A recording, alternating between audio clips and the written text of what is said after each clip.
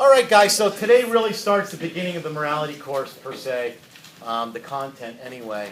So last week, those of you that were here were kind enough to participate in volunteer responses for the survey that we did, the text-to-polling survey. We're going to look through the results of that today. I have a few different graphs made up, and you'll get a chance to see what the responses were of the entire junior class, not just 7th period. And then after that, we'll quickly and briefly, bless you, look at the Allegory of the Cave. Is anybody familiar with Plato's Allegory of the Cave? Is anybody somewhat? Okay. Well, I'm a liberal arts, great books kind of guy, so this is certainly something that you should be exposed to, and we'll get a chance to do that. So I'm just going to go right into the survey, and then I'm going to make some comments afterwards before we go into the allegory, then maybe a few comments after that. Just real quick about the survey is it's non-scientific, you know that, right? So some students were kind enough to jot down the percentages off the board, but sometimes those percentages were changing as they were jotting them down, so you're not always going to see things add up to 100. Plus, I did not do anything different than take all of the percentages from each class that was recorded. I added them up and divided by 6, all right? That being said, most classes were very consistent. You guys were the one exception on 2 things. I think bullying and cheating were different than the rest of the periods. But nonetheless, this is just a snapshot. Some things we can't say anything from this. Other things give us a little bit of insight and a lead off into the course. So first of all is just sort of like what's the demographics of the class. 70% roughly were Catholic or Orthodox, identified with. 9 Protestant, 9%. I thought that would have been higher. 7% non-Christian, and 11.5% that identified as agnostic or atheist. All right, which was a little higher than I thought, but to be honest, I didn't really think about it much. I just saw it and said, oh, I thought that would have been a little lower. But anyway. Now, this had to do with whether or not you attended services in whatever faith expression you were, and I didn't give you any parameters for that. So whatever you thought your faith expression expected of you, did you do that? That's all I was asking. And it wasn't broken down by denominations. So 44.5% of people say that whatever their faith requires of them, they go. Like for the Roman Catholic, it would be that I attend, all holidays, including Sundays. 17%, and some of these overlap. I understand that. 17% said, no, I do not go when it's required. And that's more of a general statement. A little over 17% said, well, I do go a few times a year. And 6% said, I rarely go at all. Okay. So what can we glean from this? Well, we're starting to see some disconnect between a faith professed and a faith that's active. We can't make too much of it, but there's a new term that came about in the last 5-6 years known as nuns, not N-U-N, but N-O-N-E-S. Like people are starting to identify as nothing, like with nothing, not nihilism, but like we don't identify with anything in particular. They see some global spirituality, force-like thing that they associate with, and that's the extent of it. So maybe what we're seeing is we're seeing some people who are culturally Catholic or Christian. Like you could be Jewish and be an atheist. I know it sounds odd, but culturally they're Jewish, but faith expression is atheism or not lack thereof. And it's that way with Catholics too. I mean, there's probably people in your family, there's people in my family, that if you ask them what is your denomination, they'd say Catholic. If you said when was the last time you were at Mass, you'd have to give them a little time to think, all right? So anyway, just something interesting to note. Now, this I thought was rather enlightening for me. What is the origins of morality? We're going to talk about this tomorrow, okay? So 22% say it has its origins in God. It's been revealed. Either, divine revelation, as in Scripture, or through nature, natural law, all right? And that obviously is the Catholic position, although it's not just the Catholic position, of course. 7% said it has its origins in man, okay? Now that goes all the way back to Protagoras. In other words, when we did the 10 Commandments, you heard me use the phrase, man is the measure of all things. That comes from him.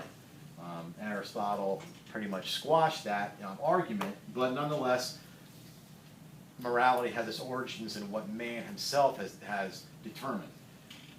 21% says that morality is found according to the culture. So what that would mean is cultural relativism, right? So maybe a culture in the Philippines, or let's be more specific, maybe a culture in Africa who might do mutilation to young women.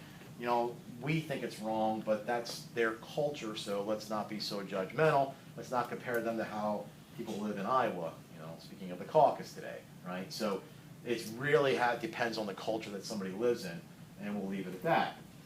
The majority, 33.5%, said it has its origin in some sort of time period. Like, in other words, we've learned over the course of time. Now, again, people may have responded to this and not really known what they were responding to, so I'm not making more of it than we should. Now, here's the thing with the origin and time period. Somebody might say, well, wasn't there a time when humanity was okay with slavery, and now they're not? Part of the problem with that argument is no, there was not. There were groups who did that, but that was not simply something that was accepted. The problem with this is there's a certain level of arrogance if we think that somehow we've achieved a higher level of morality and we figured it out. Why? Because how do you know what's going to come in 200 years from now? You have no idea. They might look on us as a bunch of bumpkins like we looked on people back in the 1800s with slavery. Could be the same thing. Let's talk about that. Maybe slavery will come back again. Maybe they will determine that it's a good thing. This time not based on race. Forget about race. What if slavery returns in 300 years based on intelligence and aptitude? Has anybody read Brave New World? There's the alphas, the betas, and the epsilons are on the bottom, right? The epsilons are the cogs in the machine, and the betas are the ones that manage the whole thing.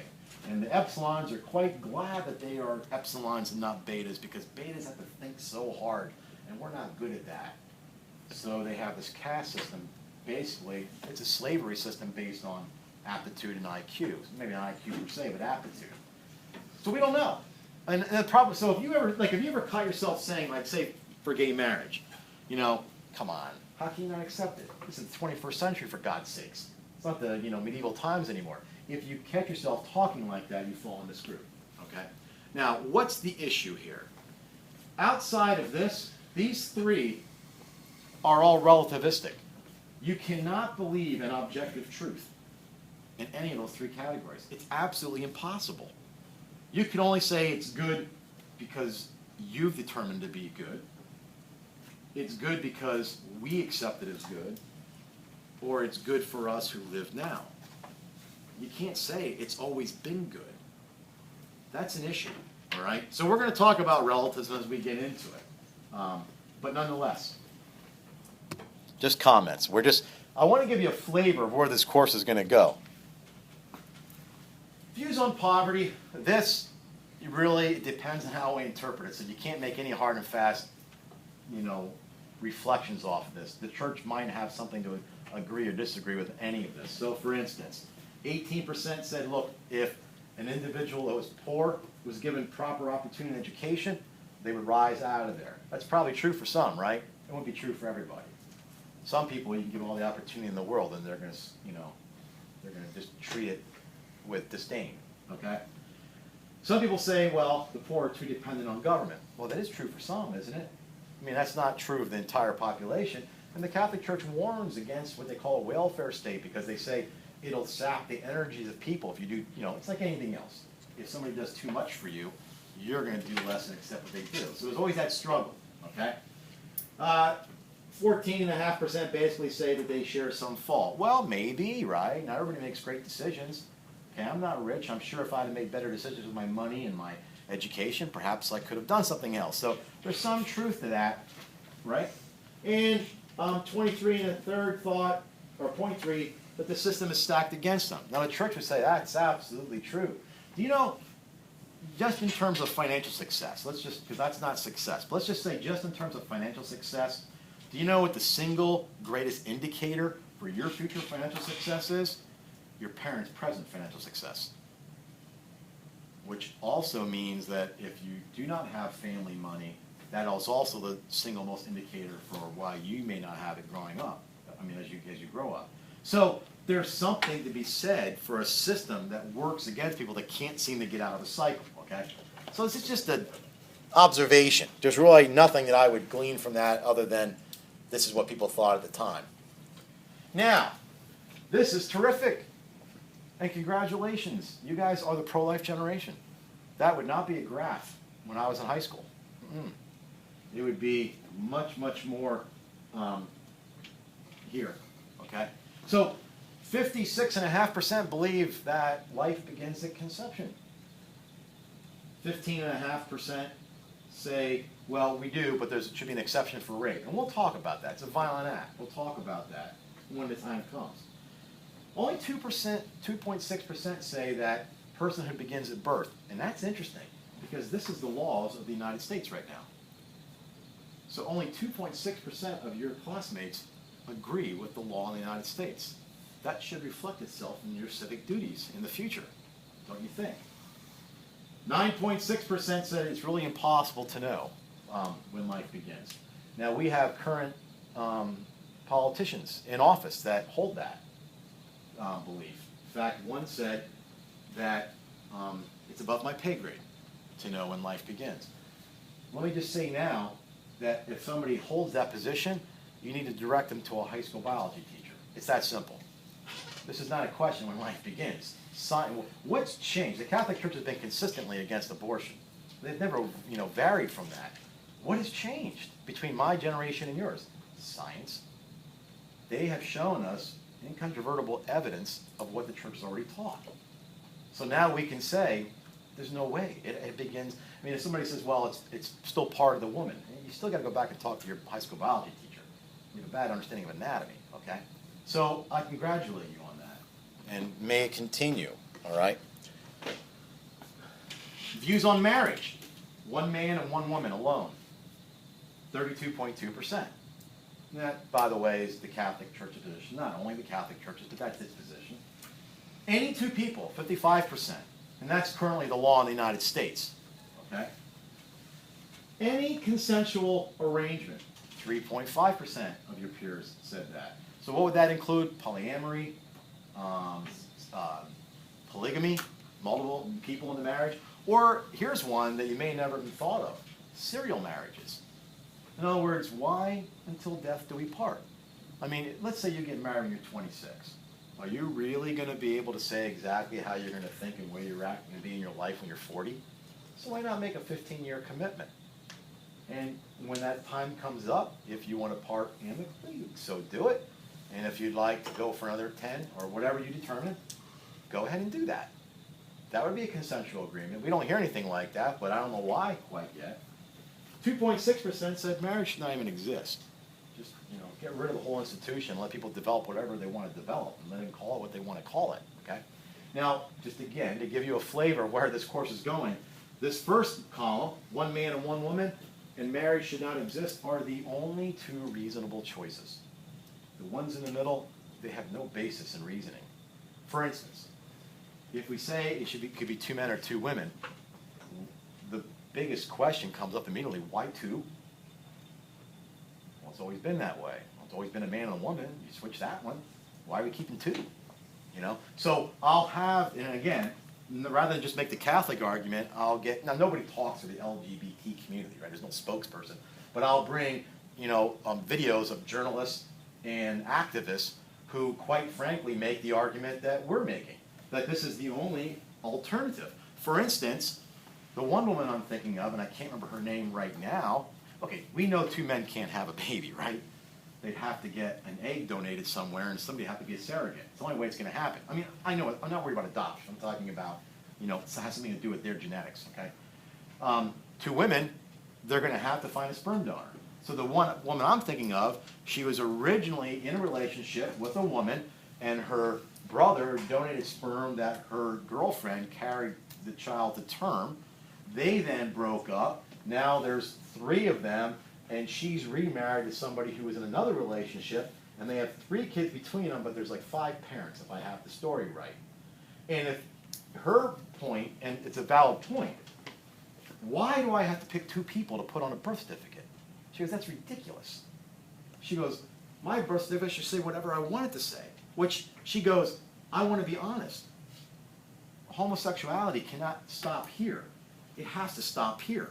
That's her argument, okay? So we'll look at that and we'll try to see, is there any validity to how the church understands this, and also what her arguments are.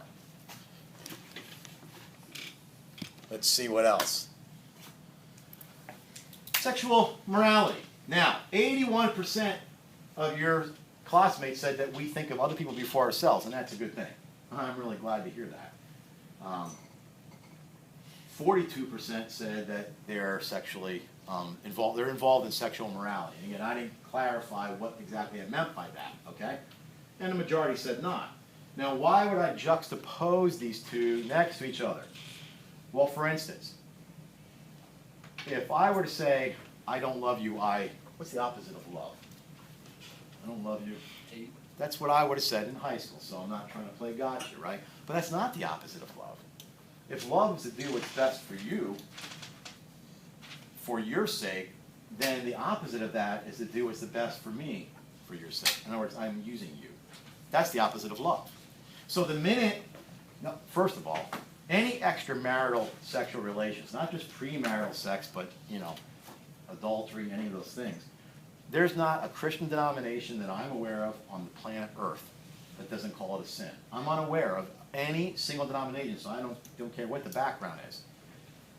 So, two people that are engaged in a sin, how do you say, I'm doing this for your good? How do you say that? Now, I know this sounds silly, but what a person should be saying in their heart, so you won't want to say it out loud, it would ruin the moment, I'm having pleasure at your expense. I know it sounds silly, but that is, in the end, what the person is saying. So there's a disconnect between thinking of other people before yourself, but then putting a lower impulse of pleasure at their expense. All right? We'll look at that as we go on. It has a lot to do with a poor understanding of love. And if you have a poor understanding of love, if it's only a feeling, which many people think it is, or emotions, right? Now, there is emotional and affective aspects of it, but if that's the type of relationship and understanding of love that you bring into marriage, no wonder marriage is in the state that it is. All right?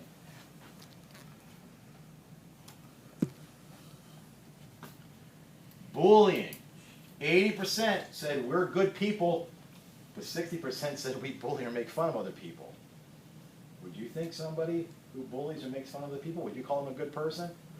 See, I'm not trying to play gotcha, but a little disconnect between how we reflectively see ourselves, but not by our actions. We have an opinion of ourselves. We don't judge ourselves by our actions. We judge ourselves by what our opinion is of ourselves. It's interesting. Okay?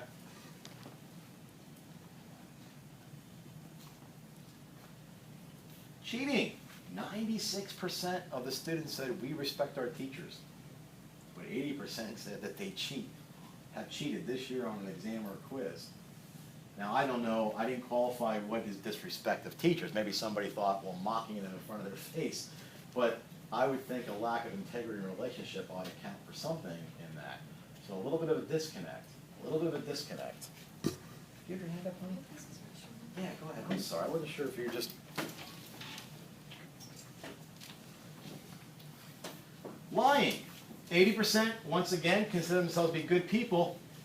66% said, not have you ever lied, because, I don't know anybody that's done Jesus and Mary. Once you get beyond those two, you're done. 66% said that they lie often. We have to give themselves as good people. So, lying, cheating, sexual immorality, bullying, you see a disconnect? Yeah. Even if these numbers aren't, scientifically reflective, they're still descriptive.